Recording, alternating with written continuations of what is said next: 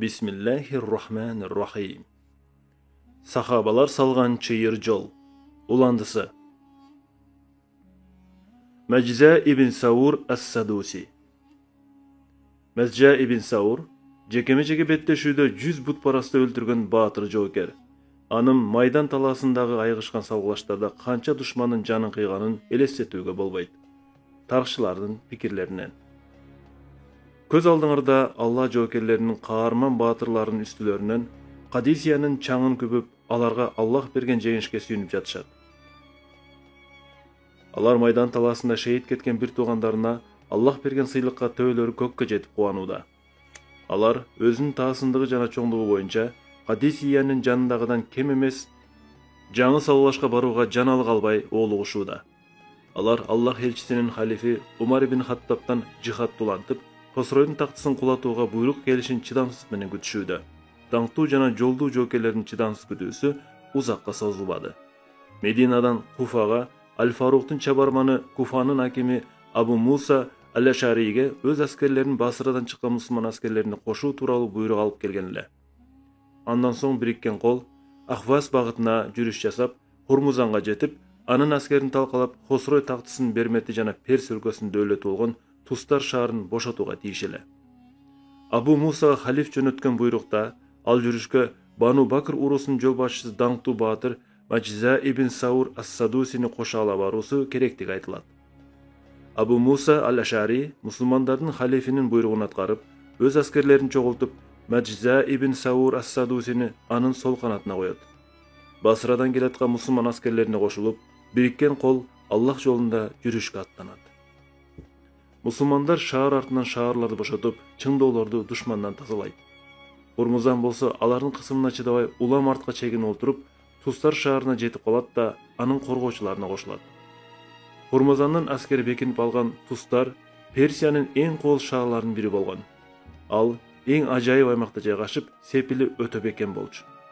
Аны менен катар Тустардын кылымдарды карыткан байыркы тарыхы бар болчу. Ал ат сыяктуу дөңсөө жерде курулган эле. Шаар Дужайл аттуу чоң дайрадан суу алчу. Суунун булагы ошол дөңсөөдө эле. Андагы жасалма көлмө, түздүү айбанаттардын оозунан суу куюлуп турганда жасалган оргумалар Сабур падыша тарабынан курулган болчу. Көлмө менен оргумаларга суу жер алдындагы атайын казылган ноолор аркылуу келчү. Тустардагы оргумалары жана асма ноолору бар жасалма көлмө курулуш өнөрүнүн ажайып көрүнүштөрүнүн бири эле. Бардык курулуштар жылмаланган өтө чоң таштардан куралып, кубаттуу аскер түркүктөр менен бекемделген болчу. Көлмө менен ноолордун бетине коргошун капталган эле. Тустардын өзү болсо өтө зор жана бийик дубалдар менен курчалып, туюк чынжырда жылчыксыз болчу. Бул дубал тууралуу тарыхчылар бул дубал адамзат тарыхында шаарды толугу менен курчаган ушундай чоң алгачкы бекем дубал деп айтышкан. Дубалды айланта Хурмузандын буйругу менен өтүү оңой болбогон өтө зор аң казылган. Аңдын артында перстердин тандалма аскерлери турган. Мусулман аскерлери Тустардын аңын сыртынан курчап, андан өтүүгө 18 ай бою ийгиликсиз аракет кылган. Бул мезгил ичинде мусулмандар перстер менен 80 жолу согушуп, алардын ар бири эки тараптын баатырларынын жекече чыгуусу менен башталып, андан соң негизги күчтөр айгышан салгылашууга кирип турган. Бул эри сайыштарда Мажза ибн Саур ажайып эрдиктерди көрсөтүп, ага өз эле эмес, душмандар да эстен тана суктанган. Жекеме-жеке Мажза жалгыз өз душмандын 100 баатырын набыт кылып, анын аты перстердин жүрөгүнүн үшүн алса, мусулмандардын кадыр эсе эрдик менен баатырдыкка шыктандырган. Эмне үчүн момундардын жол башчысы бул таймамас эл жүрүшкө чыккан аскердин ичинде болушун талап кылганын толгон адам ошондо гана билген. Ушул 80 салгылашуунун соңунда мусулмандар душманга булут көрбөгөндөй эрдик менен чабуул коюшканда, перстер аргасыздан чегинип, аңга салынган асма көпүрлөрдөн өтө качып, шаарга кирип, артынан жан өткүз чеп коргондун дарбазаларын жаап бекинишкен. Мусулмандардын узакка созулган оор абалы эми андан да тереңдеген. Перстер бийик сепил мунаралардан жаанын огун жамгырдай жаадырып турган. Аны менен катар алар чеп дубалдардан төмөн карай темир чынжырларды түшүрүп, алардын уштарына кызытылган илмектерди бекитишкен. Мусулман жоокерлеринен кимдир бирөө дубалга жабышып же ага жакын келсе эле, перстер аны чынжыр менен чаап, ысыган илмегин ийилип өйдө тартып алышкан. Кызытылган темир адамдын этин сөөгүнө чейин күйгүзүп, колу бутун жулунуп төмөн кулаган. анан күйүктүн жан чыдагыс оорусунан кыйналып көз жумган. Мусулмандардын абалы оорлой берген. Алар момундукка жана сабырдуулукка толгон жан дүйнөсү менен Аллахтан анын жана өздөрүнүн душманын жеңилишин чын жүрөктөн сурап дуа кылышат. Ошентип Абу Муса аль-Ашари тустардын эбегейсиз зор чебин чабуул коюп алуунун мүмкүн эместигин көрүп, аргасы куруп, ындыны өчүп турган чакта анын алдына дуал жактан учкан жебе келип түшөт. Абу Муса жебеге кат байланганын байкайт. Анда минтип жазылган болот: Мен силерге ишендим, о мусулмандар. Мен силерден менин өзүмө, мүлкүмө жана туугандарым менен жакындарыма кол тийбестик кепилдигин сурайм. Бул үчүн мен силерге шаарга кире турган жолду көрсөтүп берем. Абу Муса ага кепилдик кагазын жазып, аны өз жебесине байлап кайра жөнөтөт. Ал адам кепилдик кагазына ишенет. Анткени мусулмандар берген уадасына канчалык бекем экенин ал билет эле. Ал түн жамынып мусулмандарга келет. Абу Мусанын алдына келип: Мен бул элдин жол башчыларынын үй бүлөсүнөнмүн. Хурмузан менин агамды өлтүрүп, мүлкүн тартып алды. Анын үй бүлөсүнө кол салды. Ал мага да тишин кайрап жүрөт. Өзүмдүн жана балдарымдын өмүрү коркунучта калды. Мен силердин адилеттүүлүгүңөрдү, анын зулумдугунан, силердин убадага бекемдигиңерди анын кыянатчылыгынан жогору коем. Силерге тустарга кире ала турган жашыруун жолду көрсөтүп берүүнү мен чындап чечтим. Мага таймамас жана акылдуу адамыңды бер. Ал сууга сүзүлгөндү да жакшы билсин. Мен ага жолду көрсөтүп берем дейт.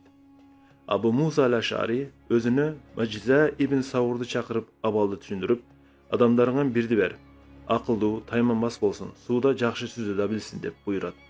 Мажиза: Ошол киши мен болоюн, о амир, деп сүйүнүп кетет. Эгер өзүң баргың келсе, анда сени Аллах колдосун, дейт Абу Муса. Анан ал жолду жакшылап жаттап, Хурмузандын кайда турарын так билип келүүсүн сурайт. Абу Муса мындан башка эч нерсе жасаба деп буйрат. Мажиза ибн Саур перс узатуучу менен түн катып шаарды дарыяга байланыштырган жер алдындагы өткөлдөрдүн бирине киришет.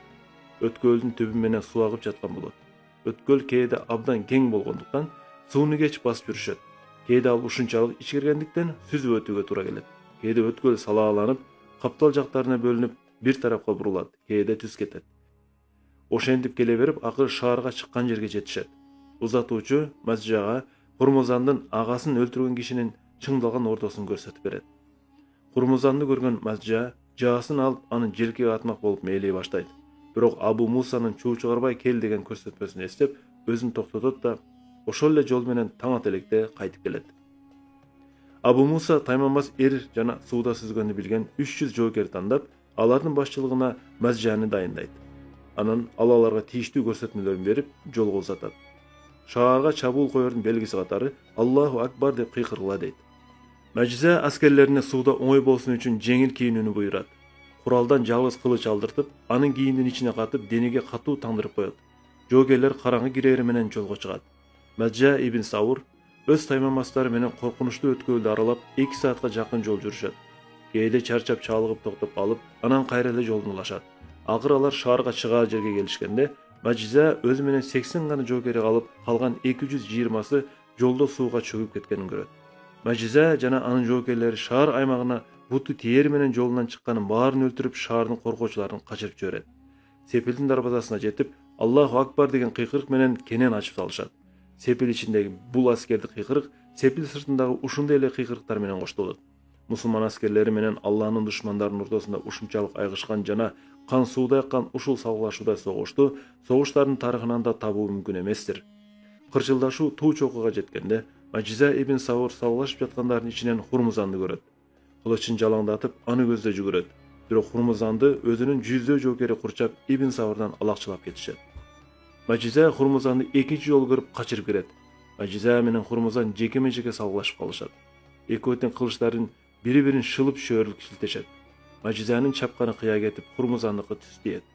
Таймамас эр шылый чапкан кылычтан кулап түшүп, Аллах душман жолунан өлүм берген бактысына марып жан берет. Мусулман аскерлери Алла жеңишке жеткиргиче салгылашып, Хурмузан болсо колго түшөт.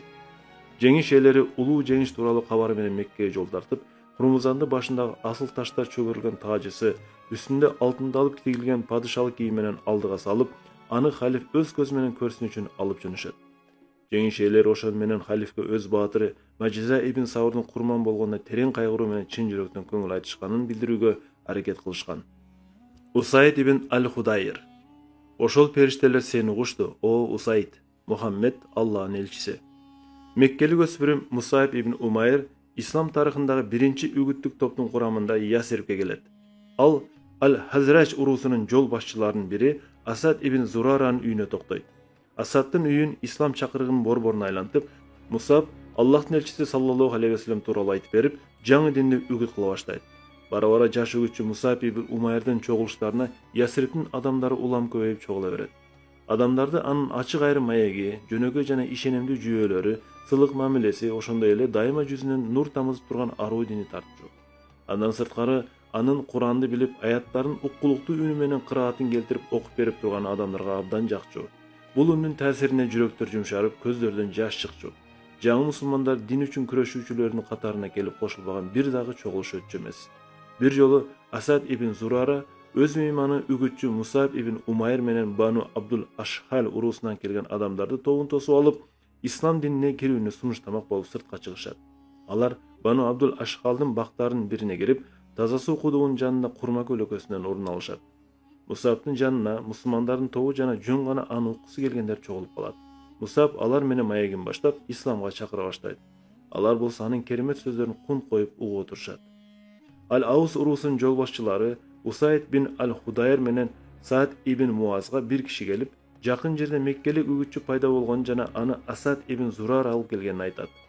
Саад ибн Муаз Усайд ибн Ал-Худайрга: "Укчу Усайд, бизге келип бал тили менен жүүнү бошторду азгырып, биздин кудайлардын кадыр баркын кетирип жаткан ошол Меккелик балага барып кел. Анын ишин токтотуп эскерт, көзгө көрүнбөй жоголсун" дейт. Анан минтип улайт: "Эгерде ал менин эки аталыш бир тууганым Асад ибн Зураранын мейманы болбогондо жана анын коргоосунда турбаганда мен бул ишти мен өзүм жасайт элем." Усайд найзасын алып бакты карай жөнөйт. Асад ибн Зурара Усайдтын келе атканын көрүп, Мусабка: "Карачы, о Мусаб, ал бир уруунун башчысы, алардын эң акыл эстүүсү жана жакшысы. Аты Усайд ибн Ал-Худайр. Эгер ал исламды кабыл алса, артынан толгон киши ээрчийт. Ошондуктан ага алыңдын келишинче жакшы мамиле жаса" деп айтат. Усайд ибн Ал-Худайр кишилердин жанына келип, Мусаб менен анын жолдошуна кайрылып: "Силерди бул жакка эмне алып келди? Силер эмне үчүн биздин алсыз элди азгырып жатасыңар? Эгерде жаныңардан корксоңор, мындан кетип калгыла" деп айтат. Мусаб нур тамган жүзүн Усайдка буруп, чын дилинен чыккан жагымдуу үнү менен: "О уруу башчысы, балким сен үчүн жакшы нерсе башкадыр" деп сурайт. "Ал эмне экен?" деп Усайд. "Ал эмне экен?" дейт Усайд. "Биз менен отуруп кулак салсаң билесиң. Эгер биздин сөзүбүз сага жакса, сен аны кабыл ал. Эгер жакпаса, анда бизди кубалап жибер. Биз кайрылыс болуп кетип калабыз" дейт Мусайд. "Туура айтасың" дейт Усайд. Ал найзасын жерге сайып, алардын жанына барып отурат. Мусаб ислам акыйкаты тууралуу баян баштап, айткандарын Куран аяттары менен бекемдей берет. Усайдтын жүзүнөн каары качып, жазылып, жадырап чыгат. Анан ал: "Сенин айткан сөздөрүң кандай сонун? Окуган нерсең да кандай сонун? Исламды кабыл алыш үчүн эмне кылыш керек?" деп жиберет. "Кийимиңди тазалап, даарат алып, анан Аллахтан башка кудай жок, Мухаммад анын элчиси экенине күбөлүк кылышың керек. Андан соң 2 рекет намаз окууга тийиштиң" дейт Мусайд. Усайд булакка барып даарат алып, Аллахтан башка кудай жок, Мухаммад анын кулу жана элчиси деп айтып 2 рекет намаз окуйт. Ошентип, исламдын тарапкерлеринин катары арабтардын эң чоң баатырларынын бири жана Ал-Аус урусунун эң кадыр барктуу төөлдөрүнүн бири менен толукталат. Анын акыл эстүүлүгү жана жакшы тектүүлүгү үчүн эли аны Ал-Камил деп атаган. Ал бир эле учурда кылычтын да, калем саптын да чебери болгон. Бир жагынан ат жалында ойногон көз катар мерген болсо, экинчи жагынан китеп окуп жаза билген. Сабаттуу адамдары аз болгон ошол коомдо андай адамдар жок эс эле. Усайдтын артынан исламды Саад ибн Муаз кабыл алат. Алардан соң исламга Ал-Аус урусунун көптөгөн адамдары келет. Ушундай исламдаштыруу кыймылынын натыйжасында Мадина Аллах элчиси көчүп келген жер, аны коргогон ишенимдүү жай, ошондой эле улуу ислам мамлекетинин борбору болуп калат. Усайд ибн Ал-Худайр Куранды каркыттап сүйлөп, жан дүйнөсүнүн ажырагыс кенчин айлантат. Анын ага Мусаб ибн Умайрдан алгачкы жолу уккан эле жүрөгү ачылып, Мусабты жанында жакшы көрүп калат. Аптаптын мээ кайнаткан ысыгында чаңкаган адам сууга кандай чутунса, Усайд Куранга дал ошондой ак эткенден так этип сүңгүйт. Куран анын негизги кызыкчылыгы да, максаты да болуп калат. Ошондон тарта аны Аллах жолуна жүрүш кылган даңктуу мухажирлердин катарынан же берилип Аллах китебин окуп жаткан жеринен гана көрүүгө болот эле. Усайдтын ырчыныкындай уккулуктуу нәзик үнү, таптак тили жана ажайып көркөм окуу жөндөмү болгон. Анын Куранда адамдар уйкусу ортосунда көшүлүп, жан дүйнө тынч алып аруулаган караңгы түн бейпилдигинде окуганы айрыкча жагымдуу болчу. Арузат сахабалар дайыма Усайдтын Куран окуй турган мезгилин чыдамсыз менен күтүп, угуп отурууга аракет жасашчу. Куранды дал Мухаммеддин өзүндө түшкөндөй деңгээлде укмуштуудай сонун ыргагы, кырааты жана мааниси менен окутуп, угуу багытысына ээ болуу кандай гана керемет. Усайдтын окугандан жердин эле эмес, асмандын да жашоочулары рахат алган десек болор. Усайд ибн аль-Худайр бир күнү түн ортосунда үйүнүн артындагы көк чөптө отурат. Уулу Яхья жанында уктап жатат. Ал эми Аллах үчүн жихадка даярдалып, камдалган аты алыс жерде экенин байланып турат. Түн адаттан тыш бейпил жана тынч, асманда чайыттай ачык. Жылтылдаган жылдыз нурлары жерге төгүлүп, жылуулук берип тургансыйт. Усайд ибн аль-Худайр ушундай бейпил түндө Куран аяттарын ажайып кырааты менен кооздогусу келди. Ал жагымдуу мукам үнүн чыгарып окуй баштайт. Алиф, лам, мим. Бул китептин чындык экенинде шек жок. Ал такубаларга туура жол көрсөтөт. Алар кайыпка ишенет, намазды жеткиликтүү аткарат жана биз берген ырыскыдан кайыр садака берет. Ошондой эле алар сага жана сага чейин түшүрүлгөн китептерге ыйман келтирет жана акыретке бекем ишенет. Усайд капыстан байланып турган аты үркүп, мамысын айланып тыгырчылап, аз жерден чылбырын үзүп кетпегенин көрөт. Усайд токтоп калат. Ат да жоошуп, тынч алып калат. Усайд кайра окуп кирет. Мына ошолор Раббисинин туура жолунда жана ошолор гана тозоктон кутулуучулар. Ат кайра үркүп, баштагыдан да катуу чебелектеп жулкунат. Усайд дагы унчукпай калат. Ат дагы кайра тынчыйт. Ошентип аңдышуу бир нече жолу кайталанат. Усайд Куран окуй баштаса эле ат тыбырчылап, жулкунуп кирет. Усайд унчукпай калса, ат да жоошуп тынчып калат. Ат уктап жаткан уулу Яхьяны тепсип кетпесин деп, Усайд ордунан туруп, аны ойготмокко жөнөйт. Ошол учурда ал асмандан адаттан тыш бир булутту көрөт. Ал чатыр сымал жана ажайып кооз эле. Булуттун ар тарабынан жарык шооласы чыгып, айлананы кадимкидей жарык кылып турат. Булут улам жогору көтөрүлүп, бийиктеген сайын кичирейип отуруп жок болуп кетет. Эртеси эртең менен Усайд Аллах элчисине барып, түндө көргөндөрүн айтып берет. Пайгамбар саллаллаху алейхи ва саллям ага: "Бул сенин Куран окуганыңды периштелер тыңшап жатканы, о Усайд.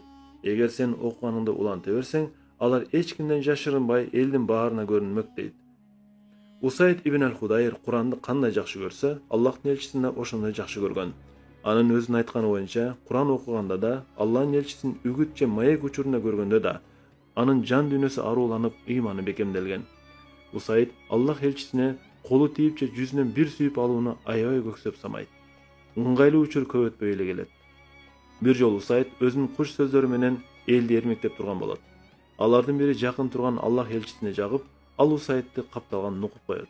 "Ооруп кетти, о Аллахтын элчиси" деп Усайд кыйкырып жиберет. "Макул анда, сен да мени нукуп кой" дейт пайгамбар. "Сенин көйнөгүң бар экен, сен мени жылаңач турганда түрттүң" дейт Усайд. Аллах элчиси көйнөгүн чечет. Усайд аны бекем кучактап: "Сен менин атамсың да, энемсиң да, о Аллахтын элчиси. Мен сени билгенден бери көксөгөн максатым ушул эле. Ага мына эми жеттим" деп аны боорунан өпкүлөй берет. Аллахтын элчиси да Усайдты ошондой эле жакшы көргөн. Усайдтын биринчилерден болуп исламды кабыл алганын, Ухудтун жанындагы салгылашууда исламды эрдик менен коргоп, жети жеринен оор жарадар болгонун дайым эстеген. Аллах Усайдтын өз элинин ичиндеги салмагы менен кадыр баркында жакшы билген. Усайд өз адамдары үчүн эмне сураса да, пайгамбар эч убакта канааттандырбай койгон эмес. Усайд минтуатчу. Бир жолу Аллахтын элчисине келип, ансарлардан бир өтө муктаж болгон, көпчүлүгү ургаачылардан турган үй бүлөсү тууралуу айтып бердим. Пайгамбар саллаллаху алейхи ва саллям: "Биз болгон каражаттын баарын бөлүштүрүп койгондо келбедиңби, о Усайд? Жаңы каражат келгенин угаарың менен мага ал үй бүлө тууралуу дагы эскертип кой" деди. Андан көп өтпөй Хайбардан келген каражаттарды пайгамбар мусулмандарга бөлүштүрүп жатып, ансарларды да, алардын ичинде жанагы аталган үй бүлөнү да жакшылап ыраазы кылды. "Мен ага: ушунун баары сага Аллахтан кайтсын, о Аллахтын элчиси" дедим. Ал болсо: "Аллах силерге сыйлыктын эң жакшысын берсин, о ансарлар. Мен билгени, силер дайыма жупунулук менен сабырдуулуктун үлгүсү болуп келесиңер. Силердеги өзүмчүлдүк менден кийин башталат" деди. Усайд сөзүн улайт эле. Умар ибн Хаттаб халиф болгондон кийин бир жолу ал мусулмандарга акча жана кийим-кечек бөлүштүрүп жатып, мага да кийим жөнөтөт. Мен аны мааниси аз эле белек катары санап койдум. Бир күнү мечитте отурсам, жанымдан бир өспүрүм бала өтүп баратат. Үстүндө кийгени ага абдан эле чоң экен. Анысы Умар мага жөнөткөн чапандын эле өзү экен. Чапандын этеги жер жийип баратат. Аллах элчисинин баягы айтканы эсиме түштү. "Силердеги өзүмчүлдүк менден кийин башталат." Анан ал сөздү кайталадым да, Allah elçisinin ayтканы келди деп кошумчаладым. Ал өспүрүм дароо Умарга барып, менин сөздөрүмдү айтат. Умар шашып мага келгенде мен намаз окуп жаткам. Окуп бүт, о Усайд деди ал. Мен намазы бүткөндө жаныма келип, сен эмне деген сөз айткансың деп сурады. Мен уккан айткандардын баарын кайталап бердим. Умар кыйкырып жиберди. Сени Аллах өзү кечирсин. Ал чапанды мен ансарлардын жакшыларынын бирине, Алла элчисине Акабада ант берип, Бадыр менен Ухуд салгыштарына катышкан кишиге бергем. Ал эми бул Курайш өспүрүмү болсо, чапанды андан сатып алып кийип жүрүптүр. Аллах элчиси айткан нерсе менин убагымда болот деп ойлойсуңбу? Калп айтсам Аллах турат, о момундардын жол башчысы, ал сенин заманыңда болбойт деп ойлойм деп жооп бердим мен. Усайд ибн аль-Худайр андан кийин узак жашабай, Алла аны өзүнө Умардын башкаруусунун мезгилинде алып кетет. Анын артында 4000 дирхам карызы калат. Карыздан кутулуу үчүн анын мураскорлору Усайдга тиешелүү жерди сатмак болушат. Муну уккан Умар, менин бир тууганым Усайддын балдарын кайырчы кылып бирөөнүн желкесине отургузбайм дейт. Анан ал карызкорлор менен сүйлөшүп, алар болсо Усайддын жериндеги түшүмдү 4 жыл бою сатып алып, жыл сайын 1000 дирхемден карыз несебинен кармап калууга макул болушат. Абдуллах ибн Аббас. Ал чыныгы эр жигит, анын тили курч, дили таза. Умар ибн Хаттаб. Ал Аллах элчисинин эң көрүнүктүү сахабаларынын бири эле, жана аны өмүр бою атактан коштоп жүргөн. Ал жашы боюнча Аллахтын элчисинен, ага Алланын алкышы болсун, алда канча кичүү экенине карабастан, пайгамбардын иргелген сахабаларынын катарында болуп, аны талашсыз шакирти болгону менен даңкы чыккан. Даңк аны теги боюнча да кууган, анткени ал Аллах элчисинин абасынын уулу болгон. Ал Мухаммадтын элинин ичинде эң жогорку орунду ээлеген жана билимдин түпсүз кенчи болгон аалым катарында даңк алган. Ал такыбалыгы боюнча да алдына ат салдырбай, күндүзү оруза кармап, түнү намаз окуп, таң заарда дуа кылып, Аллахтан коркконунан өксө ыйлап, көздөрүнөн куйулган жаш беттерин жууп турчу. Бул Мухаммадтын элинин эң белгилүү аалымы Абдуллах ибн Аббас. Аллах китебинин эң ири билгиси, эң кадырлуу тасыктоочусу, Курандын түпкүрү менен сырларын көрө билген эң көрөгөч иликтөөчүсү эле.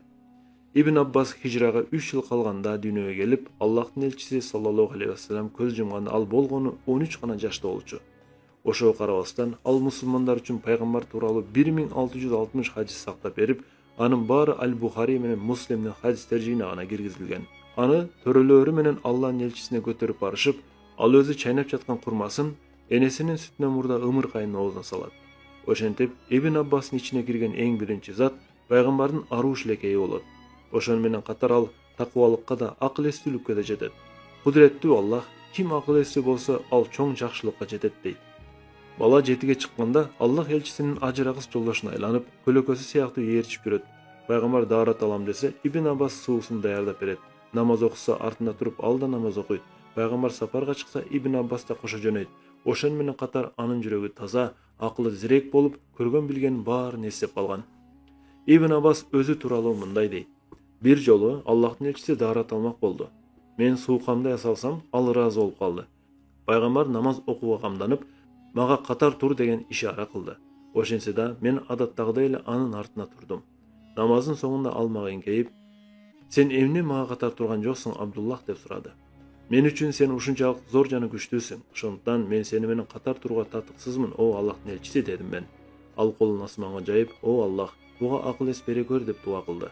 Аллах өз пайгамбарынын дуасын кабыл кылып, Хашимдер тукумунун бул уулуна эч бир акылмандын түшүнө кирбеген акыл эс берет. Сизге, о окурман, албетте Абдуллах ибн Аббастын акылмандыгы тууралуу жандуу мисал керектиги талашсыз. Ошондой мисалдардын бири, балким сиздин сынакы пикириңизди да канааттандырар. Али менен Муавиянын чатагында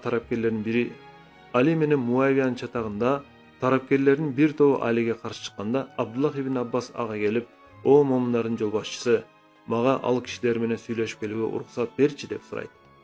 "Алар сага жамандык жасап коебу деп корком" дейт Али. "Аллах буйруса андай болбойт деп ойлойм" дейт Абдулла. Анан ал өзү мурда эч убакта көрбөгөн, такыбалыгы жанда жок адамдарды карай жөнөйт. Алар аны көрүп дүрбөп кетишет.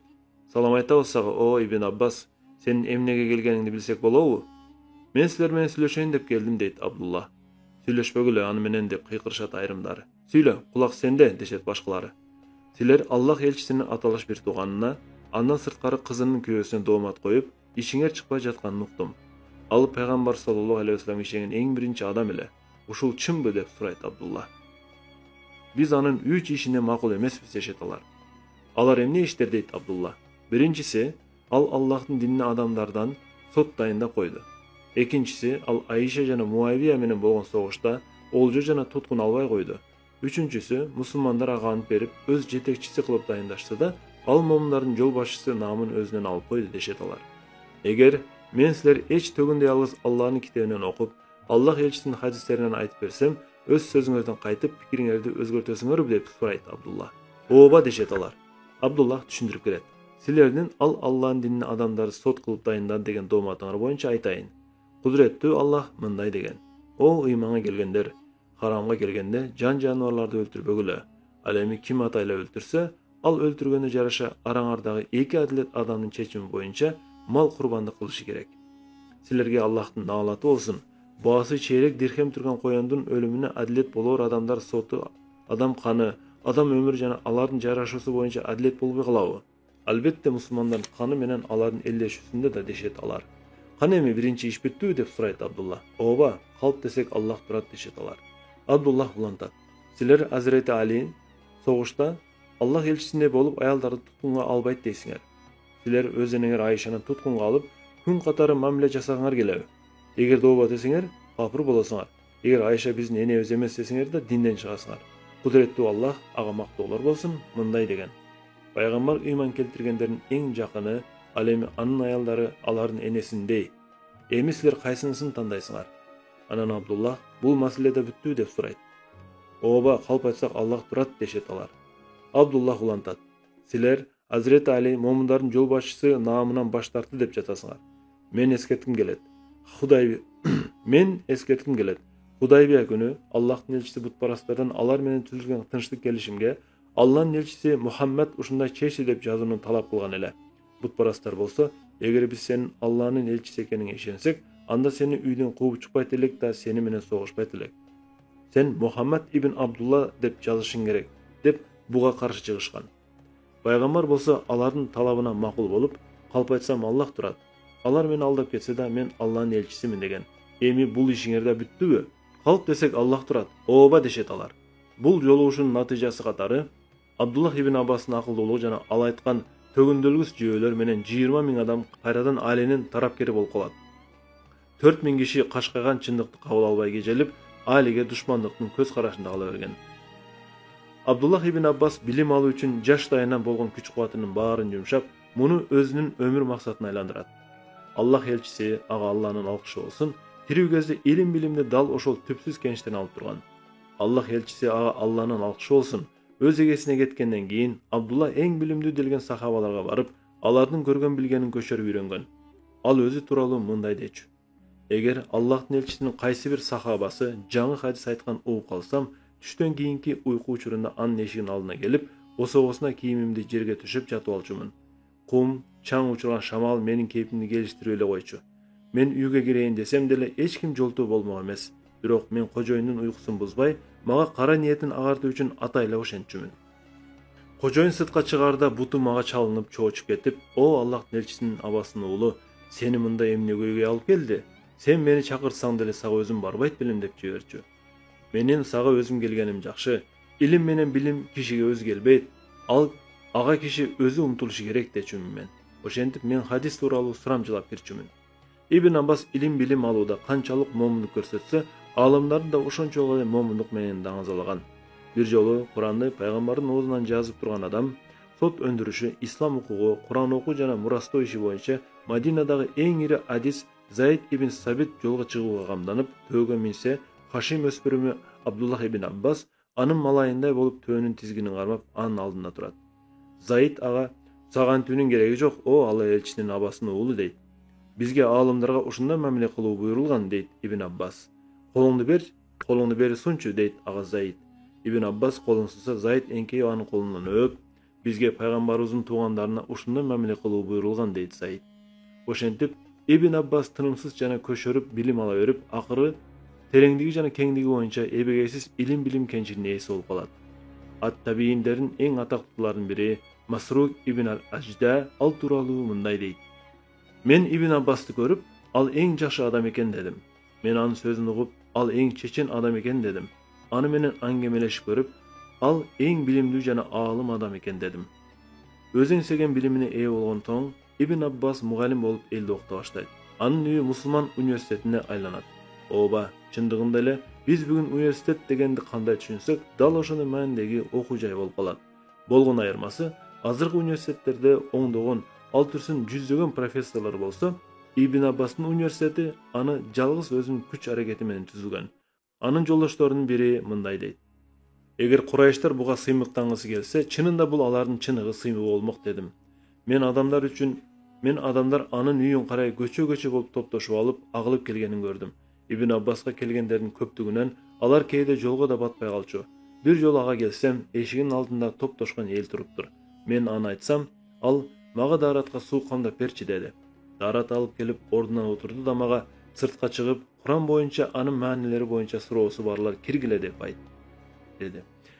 Мен элге чыгып, анын сөзүн айттым. Келгендердин көптүгүнөн Ибн Аббастын бөлмөсү толуп калды. Алар кандай суроо берсе да, баарына тең кашкайган так жоопторду алып жатышты. Ал эле эмес, жооптор берилген суроодогудан да көп көйгөйлөрдү камтып, кеңири эле суроолорго жооп берип бүткөн Ибн Аббас аларга: "Эми башка бир тууганыңарга да мүмкүндүк бериле" деди. Кишилер чыгып кеткенде, ал мага сыртка чыгып айт, парыздар боюнча суроосу барлар кирсин деди. Мен сыртка чыгып Ибн Аббастын айтканын айттым. Анын бөлмөсүнө кайрадан башка кишилер толду. Алар да берилген суроолордун баарына терең жана кеңири жоопторду алышты. Анан Ибн Аббас аларга: "Эми башка бир туугандарыңарга да кезек бергиле" деди. Адамдар чыгып кеткенде ал кайра мага чыгып, араб тили, поэзиясы жана көркөм сөз өнөрү боюнча суроосу барлар киргиле деп айт деди. Бөлмө адамдарга кайрадан толуп, алар да суроолоруна ашыгы менен жоопторду алышты. Эгер Курайыштар Ибн Аббастын билимине сыймыктангысы келсе, анда бул алардын даңкын гана чыгармак. Ибн Аббас эшигинин алдында күнүгө эл үймөлөктөшпөсү үчүн сабактарын жуманын күндөрүнө бөлүп коюуну чечкен. Бир күнү баштан аяк Куранды тастоого арнаган, экинчи күн фикхка, мусулмандардын укугуна берилген, үчүнчү күн поэзия боюнча гана сабак болчу, дагы бир күн арабтардын тарыхын окуп үйрөнүүгө арналган. Илимий талаш тартышта Ибн Аббас ага келген бир дагы аалымды жеңбей калган эмес. Кандай суроо берилбесин, ал ага эң толук жана ташка таңба баскандай так жооп айткан. Өзүнүн терең билими жана кандай маселе болбосун жакшы билгендиги үчүн Ибн Аббас өзүнүн жаштыгына карабай такуа халифтердин кеңешчиси болуп калган. Эгер Умар ибн Хаттабка бир чаташкан суроо айтып келишсе же бир чечилбеген татаал маселеси чыкса, ал пайгамбардын кадыр бартуу сахабаларынан кеңеш чакырып, анын ичинде сөзсүз Абдуллах ибн Аббас болор эле. Ошондо да ал Ибн Аббасты эң төргө отургузуп, бул маселе бизге өтө оор болуп жатат. Муну жана буга окшогон маселелерди сен гана чече аласың дечү ага кайрылып. Бир жолу халифке Ибн Аббасты өзгөчө кастырлап, жаш баланы шайыктар менен катар отургузасың деген доомат коюп калышат. Ага Умар: ал чыныгы эр жигит, анын тили курч жана дили таза деп жооп берет. Жөндөмдүү адамдарды тандап олуттуу билим берүүнү баштаган Ибн Аббас башкалардын алдындагы өз милдетин да унуткан эмес. Каалоочулардын бардыгы үчүн атайын чогулуштарды өткөрүп, үгүт жасап, насаат айткан. Үгүткө келген элге кайрылып, күнөө кылгандар тууралуу ал мындай деген: "О күнөөкөр пенде, кесепетсиз күнөө болот деп ойлобо. Күнөө жасоонун аркасы күнөө кылгандын өзүнөн жаман. Эгер сен күнөө кылып жатканда эки жагыңда тургандардан уялбасаң, ошонун өзү күнөө кылганын өзүнөн да коркунучтуу. Эгер сен күнөө кылып жатып, Аллах мунун жазасын берерин сезбей күлүп турсаң, анда бул күнөө кылганын өзүнөн да жаман. Эгер сен күнөө кылбай калдым деп кайгырсаң, анда бул сезим күнөө кылганын өзүнөн да жаман. Сен күнөө кылып жатканда жел келип тийсе секирип коркуп, бирок Аллах анын көрүп турганына дың этип кенебесең, бул сенин барып турган чоң күнөө жасаганың. О күнөөкөр пенде, эмне күнөөсү үчүн Аллах Аюбту азапка салып, мүлкүнөн ажыратканын билесиңерби?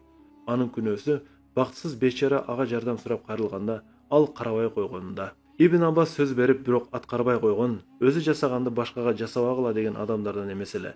Ибн Аббас күндүзү орозо тутуп, түнү намаз окуп чыкчу. Ал тууралуу Абдуллах ибн Мулайга мындай дейт: "Бир жолу мен Ибн Аббасты Меккеден Мадинага коштоп бардым. Жолдо түн ортосунда келип, бир үйгө жатууга токтодук. Ошол эле түн ал акыры өлүм алдындагы жан талашууна келет. Сен качып кутулууга аракет кылган нерсе дал ушул" деген аятты окуп жатканын көрдүм. Бул аятты ал солкулдап, ыйлап окуп таң сүргүчө кайталады. Абдуллах ибн Аббастын канчалык ажайып жана бийик адам болгонун түшүнүү үчүн айтылгандар жетиштүү болду окшойт. Ага Аллахтан коркконунан түнү бою шолоктоп ыйлап көздөрүнөн куюлган жаш, бет сөөктөрү оркойгон жүзүн тынбай жууган. Ибн Аббас алым даңкынын чокусуна жеткен. Бир жолу мусулмандардын халифи Муавия ибн Абу Суфьян ажылыкка жөнөйт. Эч кандай бийлиги жок да, күч кубаты жок да Абдуллах ибн Аббас да ажылык кылмак болот. Муавиянын мамлекеттик кызматчылардан чоң тобу коштоп жүрөт. Абдуллах ибн Аббасты коштогон топ анын илим-билим издеген окуучуларынан туруп, халифтикинен алда канча чоң эле.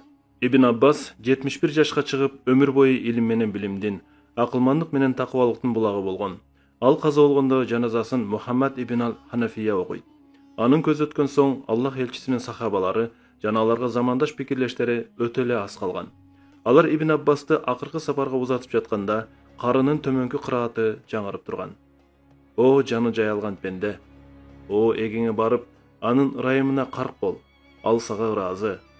Ошентип, менин тандалган кулдарымдын чөйрөсүнө кир, менин бейишиме кир. Ан-Нуман ибн Мукаррин ал-Музани. Чындыгында ыйман бир үйгө байырласа, эки жүздүүлүк башка бир үйгө байырлайт. Бану Мукарриндин үй бүлөсүнүн үйү мына ошол ыйман байырлаган үйлөрдөн. Абдуллах ибн Масуд. Музайна уруусу Ясрибке жакын жерде, Мекке менен Мединаны байланыштырган жолдогу аймакта жашаган. Аллахтын элчиси саллаллаху алейхи вассалам Мединага көчүп келгенде ал тууралуу кабарларды Музайна уруусунун адамдары ары-бери каттаган жолоочулардан алып турган.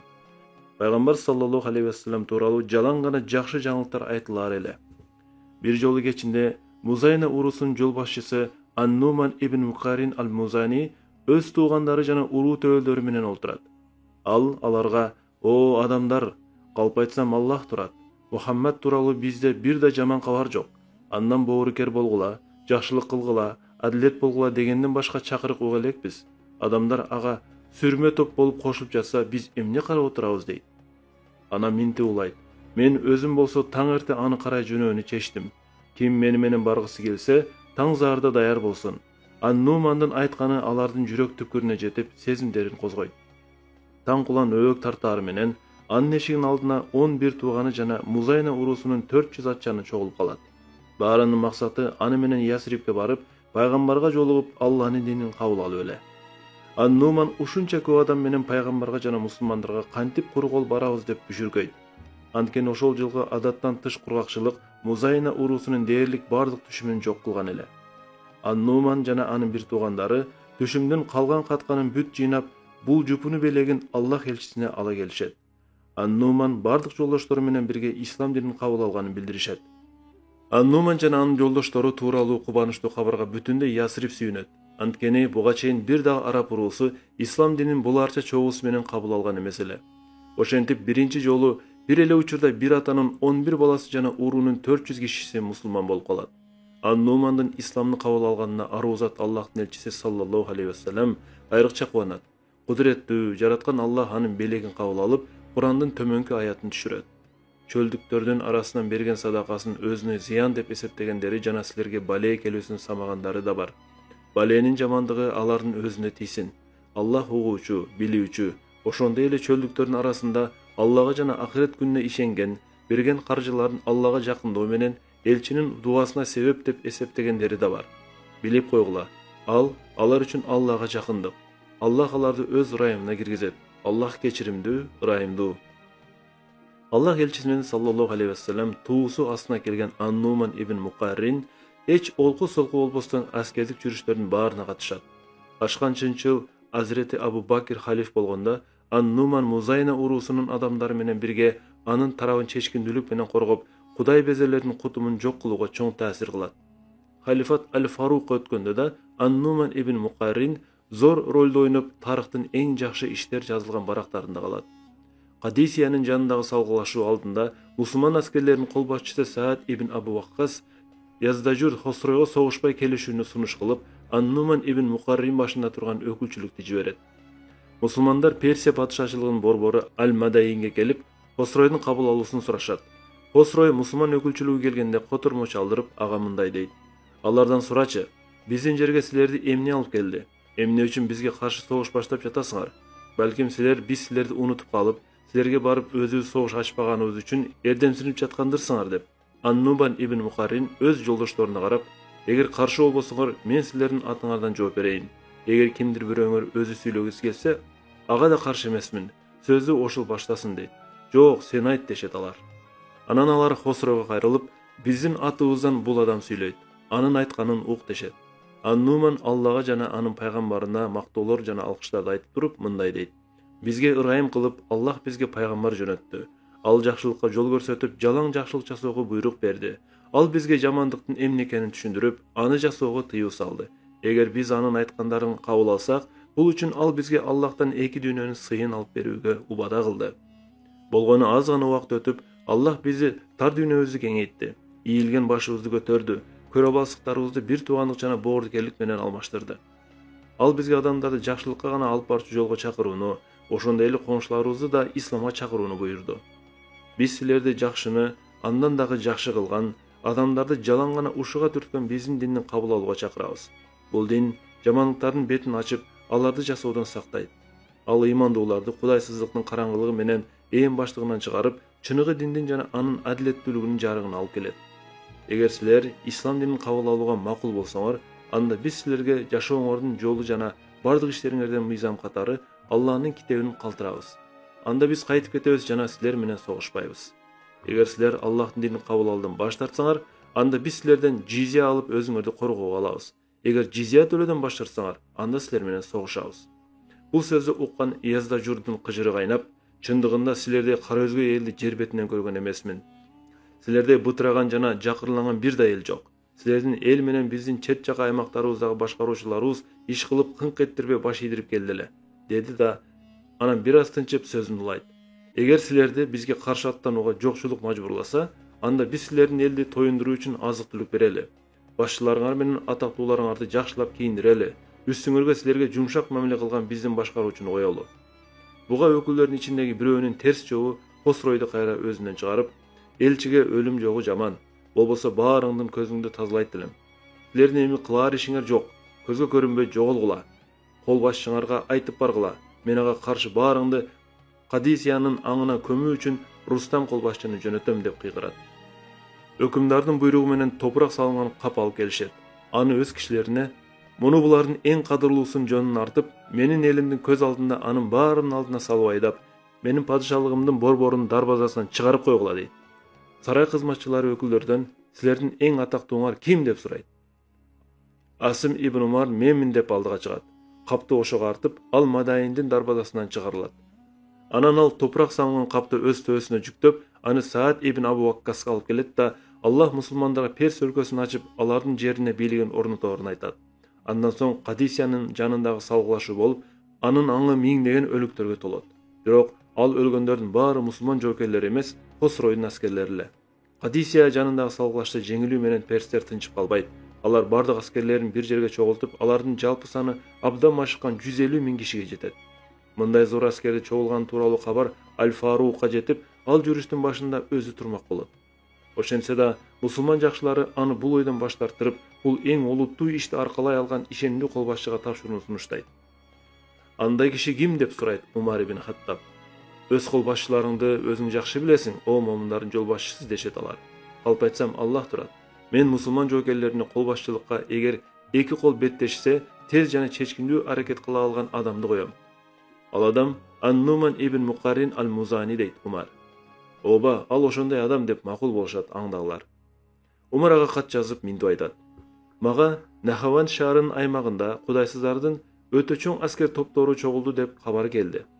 Менден бул катты аларың менен Аллахтын буйругу, жардамы жана колдоосу менен карамагыңдагы бардык мусулман аскерлерин алып жүрүшкө чык. Аскерлерди чаалыгып чарчатпас үчүн татаал жолдор менен жүрбө. Ар бир мусулмандын өмүрү мен үчүн 100 000 динардан да кымбат. Сага бейпилдик болсун. Ан-Нуман бардык аскерлерди баштап душманга каршы аттанат. Алдыга атчан чабуулчуларды жөнөтөт. Алар Нахвандга жакындаганда аттары баспай калат. Канчалык теминсе да ордунан жылбайт. Аттан түшүп карашса аттардын туяктарын мык сыяктуу темир тикенектер сайылып калган болот. Перстер мусулман атчандары менен жөө аскердин жолун тосуу үчүн Нахвандга келүүчү жолдун баарына ошондой тикенек чачып салган экен. Атчан чалгынчыларды Ан-Нуманга эмне көргөнүн айтып, андан аркы буйругун күтүшөт. Ан-Нуман аларга жеткен жеринен жылбай, түн ичинде душман көргөндөй кылып от жагууну буйрат. Жоокерлер оттун жарыгында душмандын коркуп чегинип бараткандай түр көрсөтүүгө тийиш эле. Душман алардын артынан түшүп, темир тикенектерди өзү жыйнашы керек болчу. Куулук иштеп, перстер чаржайыт качып бараткан алдыңкы мусулман аскерлерин көрүп, өз кишилерин жол тазалоого жөнөтүшөт.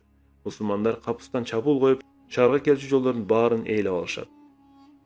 Нахавандты алуу үчүн Ан-Нуман ибн Мукаррин өз армиясы менен шаарга жакын жайгашып, душманга биринчи чабуул коюп жеңүүнү чечет. Ал өз жоокерлерине мындай деп кайрылат: "Мен 3 жолу катуу кыйкырып, Алланы даңктайм. Мен биринчи жолу кыйкырганда даяр боло электин баары даяр болууга тийиш. Мен экинчи жолу кыйкырганда ар бириңер куралыңарды алып, камданып тургула. Мен 3-чү жолу Аллаху акбар дегенде чабуулга жөнөйбүз. Мен биринчи, калган артыман жөнөйсүңөр." Ан-Нуман катуу кыйкырып, Алланы 3 жолу даңктаган соң ач арстандай болуп душмандын уйгуна чабуул коет. Артынан селдей каптап мусулман аскерлери жөнөйт. Эбегейсиз чоң эки колдун ортосундагы мындай агышкан согуштардын тарыхы аз билсе керек. Перс аскерлери тымтыракай чыгып талкаланат. Өлгөн перстердин денелери өрөөөндөр менен тоолорго толуп, кандары булак болуп агат. Ан-Нумандын перс канына тайган аты мүдүрүлүп, өзү өлөөрчө жараталат. Анын колунан түшкөн мусулман туусун бир тууганы илип алып, анын өлгөн мусулмандардан жашырыш үчүн денесин чапан менен жаба салат. Мусулмандар тарыхта жеңиштердин жеңиши аталып калган ушул эң чоң жеңишке жетишкенде, жоокерлер өздөрүнүн баатыр кол башчысы Ан-Нуман ибн Мукарриндин кайда экенин сурай башташат. Ан-Нумандын иниси сөөгүсүндөгү чапанды сыйрып, "Силердин эмириңер мына. Аллах ага жеңиш берип, бактылуу кылды жана дин үчүн жанын кыйган шейит кылды" дейт. Сухайб ар-Руми. Соодалашуу пайдалуу болду. О Абу Яхья, соодалашуу пайдалуу болду. Мухаммад Алла элчиси. Сухайб ар-Руми. Силердин кимиңер, о мусулмандар, Сухайб ар-Румини, анын бир аз да болсо өмүр баянын же ага байланышкан окуялардан билбейсиңер. Ошентсе да, Сухайбтын деги эле византиялык эмес, таза кандуу араб болгонун көпчүлүк билбейт. Анын атасы Бану Нумайр урусунан, ал эми энеси Бану Тамим урусунан эле.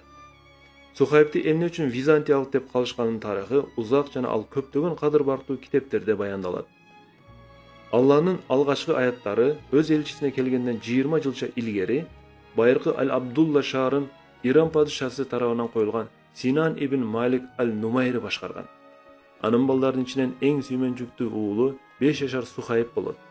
Сухайбтын жүзү жылдыздуу, көздөрү акылдуу, чачтары сары эле. Ал деги эле жаны тынбаган кыймылдуу, шайыр, сөзмөр, жан дүйнөсү ачык жана назик болчу. Атасы буга кадимкидей кубанып жайына койчу. Энеси кичинекей Сухайбты алып, ат кошчулары жана малайлары менен бирге Иракта Ас-Сани кыштагына эс алууга жөнөйт. Византия аскерлеринин бир бөлүгү ушул кыштакка кол салып талкалап кетет. Сакчыларын өлтүрүп, кыштакты тоноп, кишилерин туткундашат. Колго түшкөндөрдүн ичинде Сухайб да болот. Сухайбты Византиянын кул базарларынын бирине алып барып сатып жиберишет. Ошентип ал колдон колго, кожоюндан кожоюнга өтөт. Византиянын сарайларында кыжылдаган башка миңдеген кулдардын кейпин кийет. Бул турмуштук кырдаал Сухайбга византиялык коомду ичинен билип, жакшылап таанып билүүгө мүмкүндүк берет. Византия сарайлары кандай акмакчылыктар менен бузукулуктардын кенчи болуп калганын өз көзү менен көрөт. Барып турган балет жана түрүкмуш сөздөрдү өз кулагы менен угуп, бул коомду жалаңкычындай жек көрүп калат. Мындай коомду топон суу гана тазалай алат дейт ал өз ичинен. Сухайб Византияда чоңоюп, ошол элде жана ошол жерде эр жетип, араб тилин караманча унутуп калганына карабай, өзүнүн араб экенин жана чөлдүн кулуну экенин эч убакта эсинен чыгарбайт. Мекенине болгон кусалык аны кулчулуктан бошоп, өз элине келгенге чейин жайына койгон эмес. Христиан көз ачыктардын бири Сухайбтын кезектеги кожоюнуна айткан төмөнкүдө сөздү укканда, анын кусалыгы баштагыдан 5 бетер өөрчүйт. Арабия жарым аралындагы Меккеден пайгамбар чыгып, Иса ибн Мариямдын ишин бекемдеп, адамдарды караңгылыктан жарыкка алып чыгат. Акыры Сухайбга ыңгайлуу учур келип, кожоюндарынан качып, Меккени, шаарлардын энесин, араб чергесинин борборун жана пайгамбар пайда болоор жерди карай жөнөйт. Сухайб Меккеде туруп алып, бир топ жашаган соң, жергиликтүү калк анын тилинин таптакыр буруулугу жана сары чачы үчүн Сухайб ар-Руми, башкача айтканда Византиялык Римдик Сухайб деп атап коюшат. Сухайб Меккенин төөлдөрүнүн бири Абдуллах ибн Жудан менен келишим түзүп, соода кылып чоң киреше таап көп мүлктүү болот. Ошентсе да, ийгиликтүү соода жана чоң киреше Сухайбга христиан көз ачыгынын сөзүн унуттурган эмес. Аны эстеген сайын чыдамсыздык менен бул эми качан болот деп ойлой берер эле. Суроонун жообун алууга аз эле убакыт калган. Бир жолу Сухайб кезектеги сапарынан Меккеге кайтып келет. Ага Мухаммад ибн Абдулла атайын милдет менен келип, элди бир Аллага ишенүүгө, адилеттүүлүк жана жакшылык кылууга чакырып, чоң жана кичине күнөөлөрдү жасоого тыюу салып жатканын айтышат. Ал силер амин, ишенимдүү, адилеттүү деп атап койгон киши эмеспи деп сурайт Сухайб. Дал ошонун өзү дешет кишилер. Ал кайда жашайт дейт Сухайб. Ал-Сафа дөбөсүнүн жанындагы Ал-Аркам ибн Абу Ал-Аркамдын үйүндө жашайт. Бирок барам десең Курайштардан сак бол. Алар жамандык кылып коюшу мүмкүн. Сен бизде бөтөн адамсың. Сени коргоо алар урууң да, жардам бере турган тууган туушкандарың да жок, дешет алар. Сухайб сактык менен ар тарабын каранып, Ал-Аркамдын үйүн карай жөнөйт. Анын эшигинин алдынан өзү мурда тааныган Аммар ибн Ясирди көрөт. Азга тайсалдай түшкөн Сухайб анын жанына келип, "Сен мында эмне жүрөсүң, Аммар?" деп сурайт. "Сен өзүң эмнеге келдиң?" дейт Аммар кайра өзүнөн. "Мен үйгө кирип, аны менен жолугуп сөздөрүн угайын дедим эле" дейт Сухайб. "Мен да ошон үчүн келгем" дейт Аммар. "Анда Аллах жол берсин, чогуу кирели" дейт Сухайб. Сухайб ибн Синан ар-Руми Аммар менен бирге Аллах элчисине кирип, анын сөздөрүн кунт коюп угушат. Пайгамбардын айткандары алардын жан дүйнөсүнө ишеним салып, экөө тең ага кол сунуп, салтанаттуу түрдө Аллахтан башка Кудай жок, Мухаммед анын кулу жана элчиси экенине күбөлүк беришет. Алар пайгамбардын үйүнө түн кирип, баары тынчыганда акырын чыгып кетишет. Жүрөктөрүнө бүт дүйнөнүн жарык кылаар нур салып кетишет. Ошондон тарта алар пайгамбарга дайыма келип, анын аруу насаатын угуп, жүзүн көрүп туруу бактысына ээ болушат. Билал, Аммар, Сумайя, Хаббаб жана башка мусулмандар менен бирге Сухайб да Курайштардын кордугун тартат. Ондогу момундар сыяктуу эле ал да тоо көтөргүс мазактоолор менен кемситүүлөрдү аркалайт. Ошентсе да ал бул ырайымсыз сыноолордун баарын эрдик жана кең эместик менен көтөрөт. Себеби бешке жол ушундай чоң тоскоолдуктарды жеңүү аркылуу гана болоорун билер эле. Аллахтын элчиси саллаллаху алейхи вассалам сахабаларына Мадинага көчүүгө уруксат бергенде, Сухайб да элчи менен Абу Бакырды коштоп жөнөмөк болот. Бирок Сухайбдин кетерин билип калган Курайштар ар кандай тоскоолдуктарды жасап киришет. Ал Курайштардын колунан чыгып, суда кылып жүрүп тапкан алтын күмүшүн алып кетпесин деп артынан тыңчы коюп, ар бир кадамын аңдытат. Аллахтын элчиси саллаллаху алейхи вассалам менен Абу Бакыр Мадинага көчүп кеткенден кийин Сухайб аларга барып кошулуу үчүн ыңгайлуу учурду издеп баштайт. Бирок тыңчылар андан көз айырбагандыктан андай учур болбой коет. Сухайбдын куулук кылгандан башка аркасы түгөнөт. Суук түндөрдүн биринде Сухайб ич өтүп жаткансып улам сыртка чыга берет. Үйгө кайрыле кирип, кайрыле чыга берет. Тыңчылар болсо, "Тынчсызданбай эле койгула. Аллат менен Ал-Узза анын курсагы менен алпыштырып койду" дешет бири-бирине. Анан алар жаткан жерине кайрылып келишип, уктап калышат. Сухайб алардын жанынан уурданып чыгып, Мадинаны көздөй жөнөйт. Сухайб качкандан көп өтпөй тыңчылар ойгонуп, күлүктөрүн токуп чапкылап отуруп кууп жетишет. Куугунду көргөн Сухайб бир дөбөгө чыгып, жаасын алып жебесин мээлеп кыйкырат. "О, Курайштар, калп айтсам Аллах турат. Менин баарыңардан артык мерген экенимди билесиңер. Силер мага жеткиче, жебимдин жетишинче ар бириңди бирден терем. Андан соң кылычым колуман түшкүчө чабышамын." Куугундардын бири, "Калп айтсам Аллах турат, сенин акчаңы алып соо кетирбейбиз. Сен Меккеге куру кол келип байыгансың" дейт. "Эгер мен силерге акчамды калтырсам, мени кетиресиңерби" деп сурайт Сухайб. "Ооба" дешет тигилер. Сухайб аларга Меккеде акчасы кайда экенин айтып берет. Куугундар Меккеге кайра келип, Сухайбдын акчасын алышат да өзүн кое беришет. Сухайб өз дини менен Алланы карай качып, Мединаны көздөй жөнөйт. Ал күлгүн курагында ажыраган акчасына кейип да койбойт. Чарчап чалыккан сайын Аллахтын элчисине жетсем деген көксөө гана көкүрөгүн өйүйт. Ошондога кайра күч кубат кошулуп жолун улайт. Ошентип ал Мадинадан 2 чакырым жердеги Куба айылына жеткенде, аны Аллахтын элчиси көрүп калат. Сухайбдын аман эсен келгенине жетин албай сүйүнгөн пайгамбар саллаллаху алейхи вассалам "Содалашуу пайдалуу болду. О, Абу Яхья, содалашуу пайдалуу болду" деп айтат. Ал бул сөздү 3 жолу кайталайт. Сухайбдын жүзү кубанычтан жадырап, "Калп айтсам Аллах турат. Сага келаткан жолдо мени эч ким кууп өткөн эмес. О, Аллахтын элчиси, мындай кабарды сага Жебреилден башка ким жеткирмегеле" деп жиберет. Чындыгында эле содалашуу пайдалуу болгон. Муну асмандан түшкөн аят да бекемдеген. Сухайб тууралуу кудуреттүү Алланын төмөнгү сөздөрү айтылганда Жабраил күбө. Эл ичинде Аллага жабуу үчүн өзүн да сатып жиберүүдөн кайра тартпагандар бар. Алланын өз кулдарына кайтарымы толтура. Бакара сүрөсүнүн 207 аятынын мааниси. Сухайб ибн Синан ар-Руминин жүзү жарык болду. Ал тууралуу жакшы сөз эч качан бүтпөсүн. Абу ад-Дарда. Абу Ад-Дарда көрдүүнү кызыкчылыктардын баарын колу менен да, жүрөгү менен да четке каккан. Абдурахман ибн Ауф. Эл ичинде Абу Ад-Дарда аталып калган Уваймир ибн Малик ал-Хазражи таңзарда туруп үйүнүн төрүнө коюлган бут бурканын карай жөнөйт. Ага өзүнүн чоң дүкөнүндө болгон атырлардын эң жакшыларынан сээп, кече жакында Йеменден келген бир көпөс белек кылган эң жакшы жебектен тигилген кийимди кийгизет. Күн көтөрүлгөндө Абу Ад-Дарда үйүнөн чыгып дүкөнүнө барат. Ясириктин көчөлөрүнүн баары Бадырдын жанындагы салгылашуудан кайткан Мухаммадтын тарапкерлерине толгон эле. Жеңүүчүлөр Курайш туткундарын сүрмө топ кылып алдыга салып айдап алган. Абу Ад-Дарда жүрүштөрдөн кайткан мусулмандардын алдынан чыгып, Хазрач урусунан чыккан бир жигитке барып, Абдуллах ибн Равахи эмне болгону тууралуу сурайт. Жигит болсо, ал согушта укмуштай баатырды көрсөтүп, 6 саны аман жана чоң олжо менен келди деп жооп берет. Жигит ошентип Абу Ад-Дарданын көңүлүн жайгарып коет. Анын Абдулла ибн Раваха тууралуу суроосуна таң калган да жок. Ал экөөнүн тууганчылыгын элдин баары билчү. Абу Ад-Дарда менен Абдуллах ибн Раваха жахилия заманында эле туугандашкан болчу.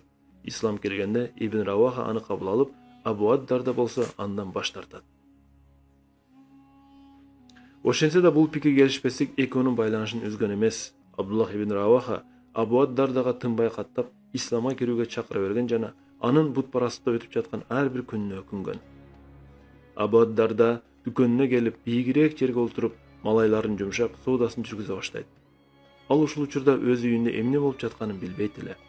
Ошол кезде жолдошу Абдуллах ибн Раваха ойлогон максатын ишке ашыруу үчүн анын үйүнө карай жөнөйт. Абдулла Абу Ад-Дарданын үйүнө келсе, сырткы эшик ачык. Короодо Умму Ад-Дарда, Ад-Дарданын аялы жүргөн болот. Абдуллах ага, сага бейпилдик болсун, о Умму Ад-Дарда дейт. Сага да бейпилдик болсун, о Абу Ад-Дарданын бир тууганы дейт ал. Абу Ад-Дарда кайда? Ал дүкөнүнө кеткен, азыр келип калса керек. Кирсем болобу деп сурайт Абдулла. Кош келиңиз деп Умму Ад-Дарда аны ичкери өткөрөт. Анан өз бөлмөсүнө кетип, үй иши балдары менен алектенип калат. Абдуллах ибн Раваха Абу Ад-Дарда бурканын жайгаштырган бөлмөгө кирип, өзү менен ала келген балкасын алып бурканды талкалап кирет. Чындыгында Аллага шерик болгондордун баары калп деп чапкан сайын сүйлөнө берет. Буркандын бырынчырын чыгарып өтүп, досунун үйүнөн кетип калат. Умму Ад-Дарда буркан турган бөлмөгө кирип, анын жерди кыйрап жатканын көрүп дал болот. Анан өзүн өзү башка көзгө койгулап кыйкырып кирет. Сен мени өлтүрдүң, о Ибн Раваха. Сен мени өлтүрдүң, о Ибн Раваха. Көп өтпөй үйүнө келген Абу Ад-Дарда буркан турган бөлмөнүн эшигинин алдында отурган аялын көрөт. Ал өңөлөттен кетип эрин карайт. Эмне болду деп сурайт Абу Ад-Дарда. Сен жокто бир тууганың Абдуллах ибн Раваха келди дейт ал. Анан бурканды эмне кылганын өзүң кирип көр. Абу Ад-Дарда үймөк ташка айланып калган бурканды көрөт. Кыжыры кайнап, Абдулладан өч алмак болот. Ошентсе да тез эле соолугуп, ачуусу тарайт. Ары бери акыл калчап көрүп, эгер бурканда бир жакшылык болсо, жок дегенде өзүн сактап калбайт беле деп ойлонот. Дароо эле Абдуллах ибн Равахага жөнөп, анан экөө Алланын элчисине барышат. Анда Абу Ад-Дарда Алланын динин кабыл алган жарыя кылат. Ал аймактагы исламды кабыл алган акыркы бутпараст болчу. Абу Ад-Дарда Аллага жана анын элчисине биринчи күндөн эле бүт тулкусы жана жан дили менен ишенет. Ал өз жолдоштору Алланын динин таанып билүүдө, Алланын китебин, дини ибадаттарды окуп үйрөнүүдө жана өзүн Аллага арнап, жан дүйнөсүн сактап калуу үчүн такыбалыкка жетүүдө канчалык алдыга кетип, ал канча жакшылыктан куру жалак калганына абдан өкүнөр эле. Абу Ад-Дарда эми колдон чыккандын баарын күндүр-түндүр тынбай эмгек кылып кайтарып алып, билим боюнча өз жолдошторунан ашып өтүүнү максат кылат. Ал көр тирликти караманча унутуп ибадат кылып, болгон дити менен илим алуунун артынан куйт. Абу Ад-Дарда Алланын китебин көчөрүп окуп, үйрөнүп, аяттарын жаттап, маанилерин өздөштүрөт. Соодагерлик ибадаттын рахатынан ажыратып, билим көтөрүүчү чогулуштарга барууга жолтоо болгонун көрүп, ал ишти эч олку-солкусу жана ич оорусу жок эле таштап коет. Анан кимдир бирөө эмне үчүн соодагерликти таштап койгону тууралуу сураганда, ал минтип жооп берет. Мен Аллах элчисине убада бергенге чейин көпөс элем. Ал ислам динин кабыл алган соң, соодагерликти да, ибадатты да чогуу кылгым келди. Бирок антүү мүмкүн болбой калгандан кийин соодагерликти таштап койдум. Калп айтсам Аллах турат. Менин дүкөнүм мечиттин түбүндө болсо гана, мен жамаат менен намаз окуганга да жетишип, андан соң соодамды жасап күнүнө 300 динар киреше тапмакмын. Анан суроо берген киши карап туруп минтип улайт. Мен кудуреттүү, жараткан Аллах соодагерликке тыюу салат деп айтканым жок. Бирок мен соодагерлик Аллага сыйынууга жолтоо кылбагандардын арасында болгум келет. Абу Аддар да соодагерликти эле таштап койбостон, бүтүндөй көр тирлик көйгөйлөрүнөн да баш тартат. Ал бүт дүйнөнүн жалтырак жултурактарын баарына жийиркенүү менен карап калат. Ал бир сындырым нам менен эптеп уятын жабаар боз чүпүрөккө топук кылат. Бир жолу суук түндөрдүн биринде анын үйүнө бир топ киши келип калат. Абу Аддар да аларды ысык тамак берип сыйлап, түнөп кеткиле деп урмат көрсөтөт. Бирок жатарга жамын жибербейт. Кишилер жатууга кам көрүп, анын мамилесине түшүнүп-түшүнбөй кобурашып калат. Алардын бирөө мен барып айтайын дейт. Айтпай эле кой дейт экинчиси. Бирок биринчиси эмнеси болсо да айтмак болуп, анын эшигине барып, жерде жаткан Абу Аддардан жанында турган аялын көрөт. Экөөнүн тең үстүндө же ысыктан, же сууктан сактай албаган жеңил кийим. Барган киши Абу Аддардан силердин да жатар ордуңар биздикинен артык эмес экенин көрүп турамын. Төшөнчү орунчу дегениңер жокпу деп сурайт. Биздин үй тигил жакта. Биз тапкан ташыгандарыбыздын баарын дароо ошол жакка жөнөтөбүз. Эгер бул үйдө бир нерсе болгондо биз аны сөзсүз силерге бермекпиз. Биз башка үйгө бараткан жолдо өтө олуттуу тоскоолдук бар. Андан көтөргөн жүгүң жок болсо гана өтө аласың. Ошондуктан ошол тоскоолдуктан өтүү үчүн биз өзүбүздө оорураак нерсе кармабайбыз. Сен түшүндүңбү деп сурайт ал тиги кишиден. Ооба түшүндүм дейт тиги. Акыбетти жакшылык менен кайтсын. Халиф Аль-Фарук Умар ибн Хаттаб Абу Аддарданы Шамга аким кылып жөнөтөйүн десе, тиги баш тартат. Умар кысмак кала баштаганда Абу Аддар да эгер сен мени аларды эгесинин китебин жана пайгамбардын сүннөтүн окуп үйрөтүүгө, ошондой эле алар менен кошулуп намаз окууга жөнөтүп жатсаң, анда мен даярмын дейт.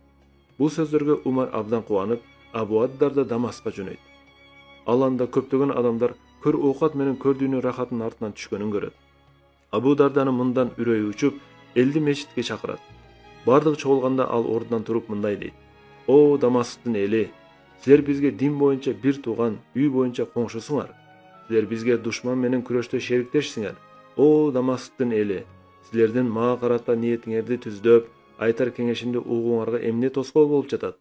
Мага силердин эч нерсеңердин кереги жок. Мен силерге кеңеш гана берем. Менин чыгымдарымды болсо башкалар төлөйт.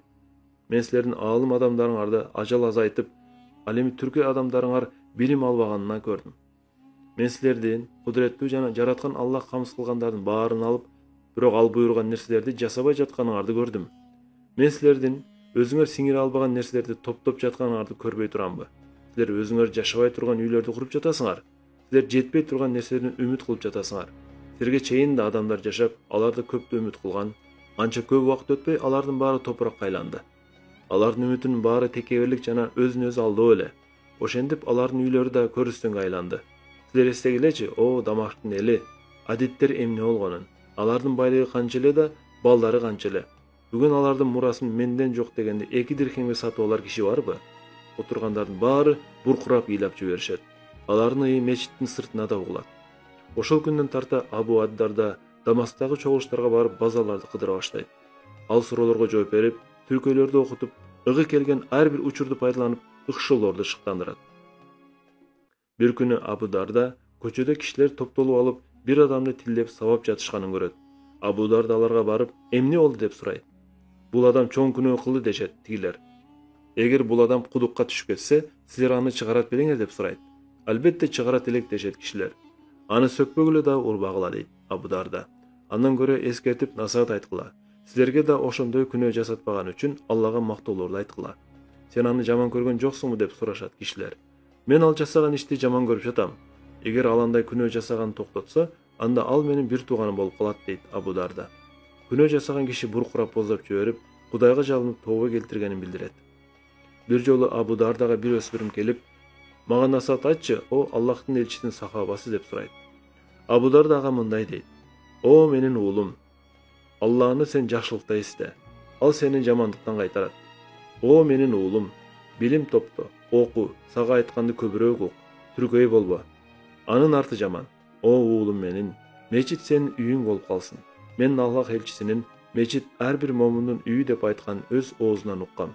Кудуреттүү жана жараткан Аллах мечитти үйүн айландырганда бейпилдик, ырайым жана анын туура жолунан чыкпоо мүмкүнчүлүгү менен камсыз кылат. Күндөрдүн биринде жаштардын тобу жол четинде отурушат. Алар өткөн кеткендерди карап каткырып күлүп шайдоот. Абу Дарда аларга барып, о менин балдарым, мусулмандын үйү анын оюн жана көзүн жооштуруучу жүрө. Убакытты бекерге өткөрүп, көчөдө ишсиз отурбагыла дейт. Abu Darda Damask'ta жүргөн күндөрдүн биринде Muaviya ibn Abu Sufyan өз уулу Yazid үчүн анын кызына жуучу түшүп келет. Бирок Abu Darda кызын Muaviyanын уулуна берүүдөн баш тартып, кызын момундук жана жакшы мүнөзү менен айырмаланган бир карапайым мусулман жигитке узатат. Бул кабар элге тарап кетет. Yazid ibn Muaviya Abu Darданын кызына куда түш барса, ал кызын ага бербей карапайым мусулманга бериптир деген кеп жайылат. Abu Dardaдан бул тууралуу сурашканда, ал "Мен ушинтип кызыма жакшылык гана кааладым" деп жооп берет. Аны кантип түшүнсө болот дешет алар. Менин кызым үлпүлдөп кийинип, аны айланып кулдар кызмат кылып жүргөн элестеткилечи. Анда кызымдын дини эмне болот, дейт Abu Darda. Abu Darda Шамда жүргөндө таанышуу сапары менен момундардын жол башчысы Умар ибн Хаттаб барып калат. Кечинде досу Abu Darданын үйүнө келет. Эшикти түртсө илинип, бекилбегендиктен ачылып кетет. Умар көөдөй караңгы үйгө кирет. Abu Darda анын баскан кадамын түйүп, алдынан тосуп чыгат. Амандашып жанына отургузат. Караңгыда бирин-бири көрбөй, достор жай сөзгө киришет. Умар Abu Dardanын төшөгүн башын сыйпалап көрүп, жаздык ордуна көрпөчө жатканын, майда шагыл шыкалган жер төшөгүн, Дамастын суугунан дегеле сактай албас үлбүрөгөн жамынчысын байкайт. Умар кыйкырып жиберет. "Сага Алланын алкышы тийсин. Мен сага жардам бербедим беле? Мен сага каражат жөнөтпөдүм беле? Бизге Алланын элчиси айтып берген хадис эсиңде барбы, о Умар?" дейт Abu Darda. "Кайсынысын айтайын?" дейт Умар. "Анын силердин ар бириңерде атчан кишинин жүгүндөй гана жүк болсун деп айтпады беле ал?" дейт Abu Darda. "Ооба, ал ошентип айткан" дейт Умар. "Ал жокто биз эми кантип калдык, о Умар?" деп кыйкырып жиберет Abu Darda. Умар менен Abu Darda ыйлап жиберишет. Алар пайгамбардын сөздөрүн эскеришип, таң аткыча ыйлашат. Abu Darda Дамаск элине насаат айтып, Алланын китебин окуп үйрөтүп, акылмандык жайып өмүр кечирет. Ал ооруп өлүм алдында жатканда шакирттери келип, "Эмне арманың бар?" деп сурашат. "Күнөөлөрүм бар" дейт Abu Darda. "Эмне каалайсың?" деп сурашат алар. "Менин эгем менин кечиришин каалайм" дейт ал. Анан ал тегеректеп тургандарга кайрылып, "Мага Аллахтан башка кудай жок, Мухаммад анын элчиси деп айтып тургула" деп кайталай берип жаны чыгат.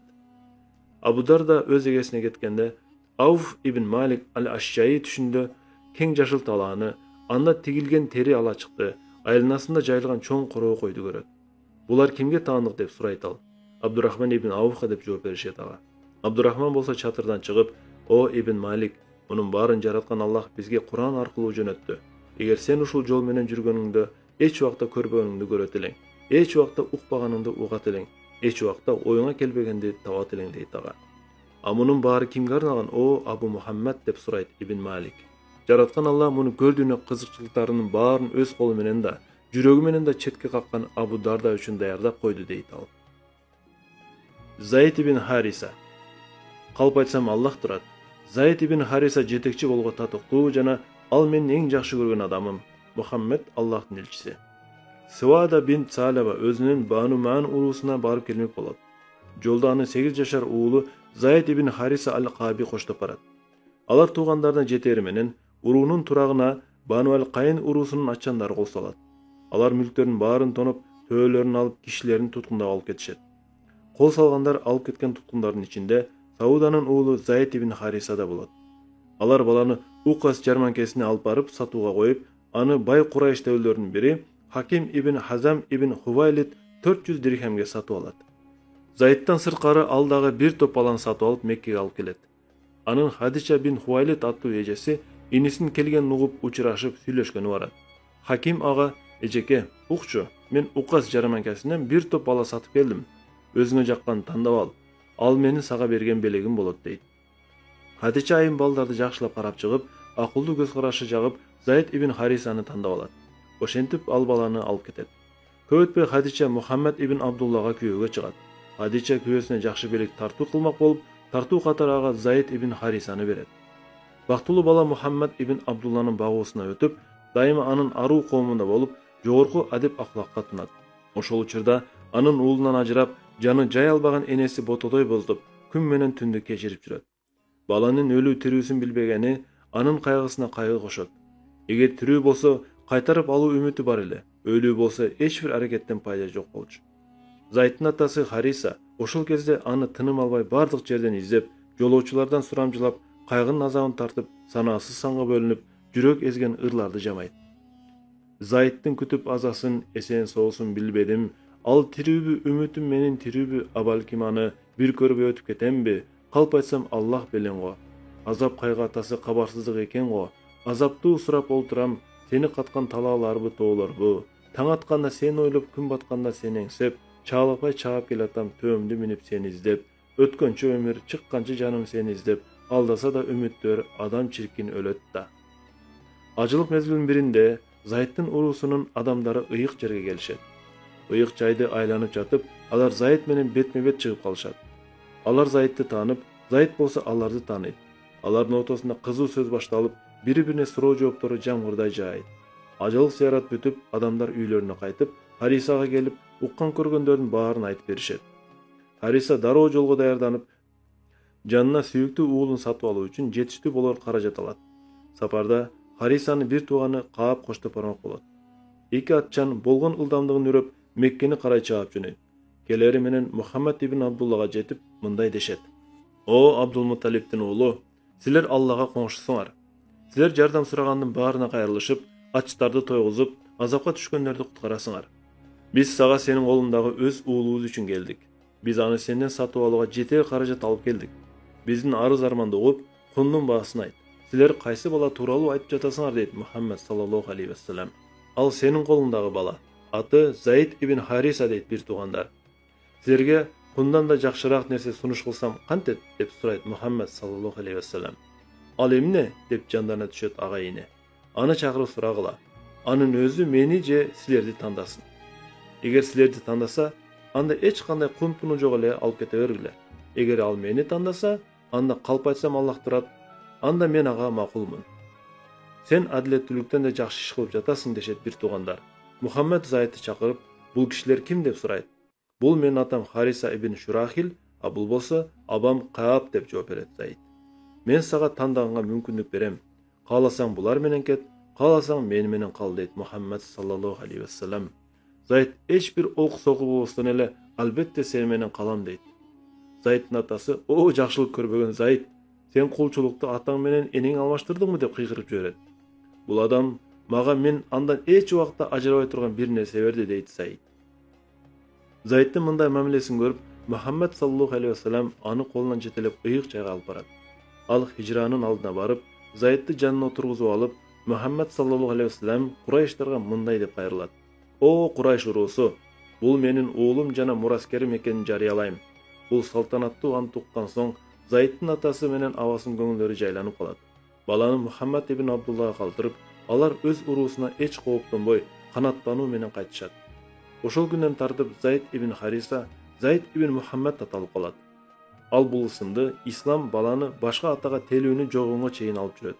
Жараткан Аллах бул тууралуу мындай аят жиберген эле: "Аларды өз аталарынын аты менен атагыла." Ошондон кийин гана Заидти эскиче Заид ибн Хариса деп атап калышкан.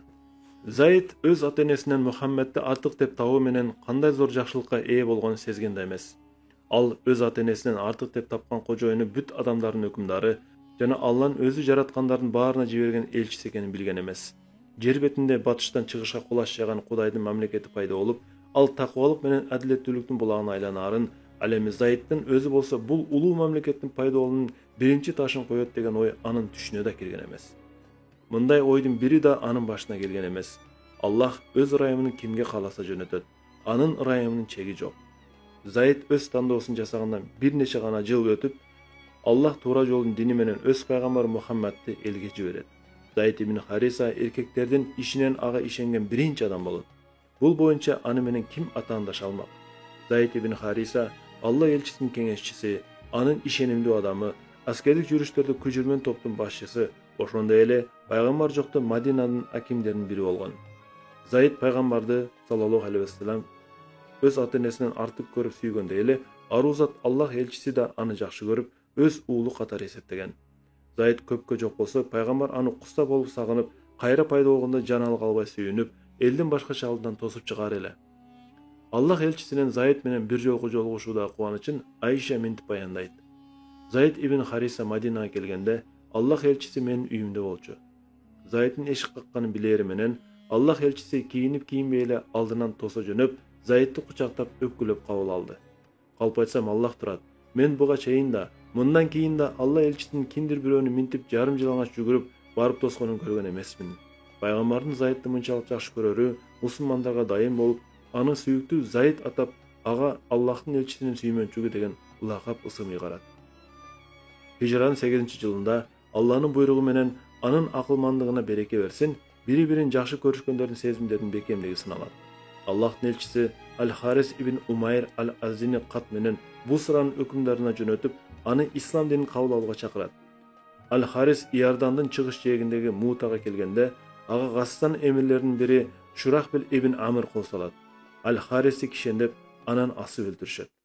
Бул окуя пайгамбардын кыжырын кайнатат. Себеби ага чейин анын элчисин эч ким эч качан өлтүргөн эмес эле. Аллах элчиси Мутага каршы 3000 жоокерден турган кол курап, анын башчылыгына Заид ибн Харисаны дайындайт да мындай дейт: эгер Заид майданда мерт болсо, башчылык Джафар ибн Талибке өтөт. Эгер Джафар мерт болсо, башчылык Абдуллах ибн Равахага өтөт. Эгер Абдуллах да мерт болсо, анда мусулмандар өз башчысын өздөрү шайлап алсын. Кол Иордандын чыгышындагы Маанага чейин барат. Византия императору Иракли 100 000 кишилик армиясы менен Гассандарды коргоого чыгат. Ага дагы 100 000 кишилик бутпарас арабтардын армиясы кошулат. Бул зор аскер мусулмандарга жакын жерге келип жайгашат. Мусулмандар Маанада 2 түн бою өздөрүнүн эмики иш-аракеттери тууралуу кеңешишет. Кимдир бирөө келгиле Аллахтын элчисине душмандын саны тууралуу кабар жөнөтүп, анан анын жообун күтөлү дейт. Дагы бири калп айтсам Аллах турат: "О адамдар, биз саныбыз же күчүбүз менен эмес, ишенимибиз менен согушабыз да. Эмне максат менен келсек, ошонун аягына чыкпайлыбы? Аллах бизди мүмкүн болгон учурда тең ийгилик менен камсыз кылат. Же жеңишке жетебиз, же майдан талаасында шейит болобуз" дейт. Эки армия Мута жеринде беттешет. Мусулмандардын болуп көрмөгөндө эрдик менен салгылашуусу византиялыктарды таң калтырып, 200 000 аскерге каршы турган 3000 жоокерге урмат сыйы көкүрөктөрүн орнойт. Заид ибн Хариса Аллах элчисинин туусасында согуштардын тарыхын билбеген баатырдык менен салгылашып, жүздөгөн найзалар денесин тешип, канга жуулуп, жаны чыгып, кулап түшүкчө күрөшөт. Андан кийин мусулман туусун Джафар ибн Абу Талиб көтөрүп, адам суктанаарлык эрдик менен коргоп жатып мерт болот. Анан туу алдында Абдуллах ибн Раваха туруп, ал да майдан талаасында мерт болгуча ченемсиз баатырдык менен күрөшөт. Раваха эрдик менен көз жумгандан кийин мусулмандар башчысы кылып Халид ибн Валидти шайлап алат. Ал ушунун алдында эле ислам динин кабыл алган болчу. Ал жоокерлерди баштап, мусулман колун талашсыз көрүнгөн жеңилүүдөн сактап калат. Аллах элчисине Мутанын жанындагы салгылашуу жана ал койгон 3 башчынын тең мерт болгон тууралуу кабар келет. Бул кабар пайгамбар саллаллаху алейхи вассаламды болуп көрбөгөндө жан дүйнө азабына салат. Курман болгон баатырлардын үй бүлөлөрүнө өзү барып көңүл айтат. Аллахтын элчиси Заид ибн Харисанын үйүнө келгенде, анын кичинекей кызы бурулдап ыйлап, пайгамбарды кучактап жыгылат. Пайгамбар да боздоп ыйлайт. Саад ибн Убада андан: "Бул эмнең о Аллахтын элчиси?" деп сурайт. Бул жакшы көргөн адам жакшы көргөнүн жоктоп жатканы деп жооп берет пайгамбар саллаллаху алейхи вассалам.